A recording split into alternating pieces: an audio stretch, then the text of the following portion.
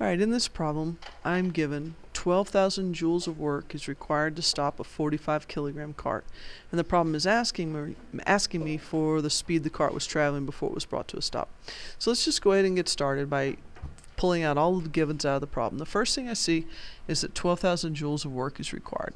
So work done, 12,000 joules. Now if an object has 12,000 joules of work done on it to bring it to a stop, then we know that it also had a kinetic energy of 12,000 joules.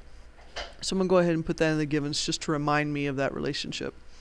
Now the next piece that I see is that it's a 45 kilogram cart. Kilograms signifies mass, so the mass is 45 kilograms.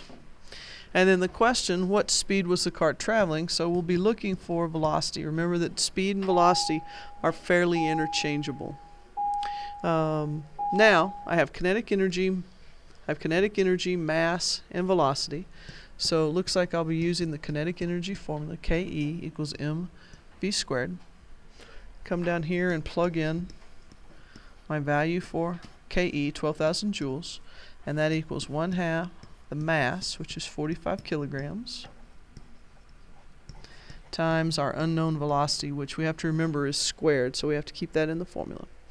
The next step, still writing 12,000 joules here, is to go ahead and multiply 1/2 times 45, and that's going to give me 22.5 kilograms times v squared.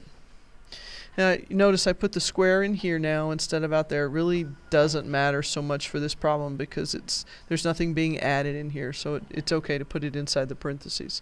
But I need to get this by itself, so I need to divide both sides by 22.5 kilograms.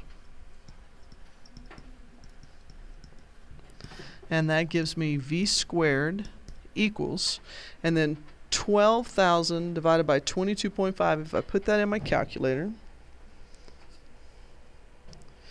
I find out that that is 533.3, and my units are joules per kilogram. Now, v squared is not exactly what I want because it's not asking me for v squared in the problem, it's asking me for v, it's asking for the velocity.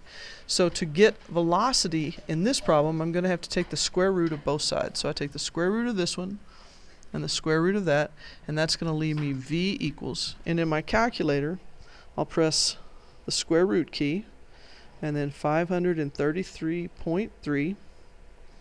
And I find out that the square root of that is 23.1 if I go ahead and round. Now units are a little bit difficult, but if we'll look at joules per kilogram, we know that a joule is the same thing as a Newton meter. And we have that over a kilogram. And we know that a Newton is a kilogram meter per second squared. And then that would be times this meter here, and that would be over kilograms. So what we see what happens is the kilograms cancel, leaving me with meters squared over seconds squared, but when I took the square root of it here, that left me with just meters per second.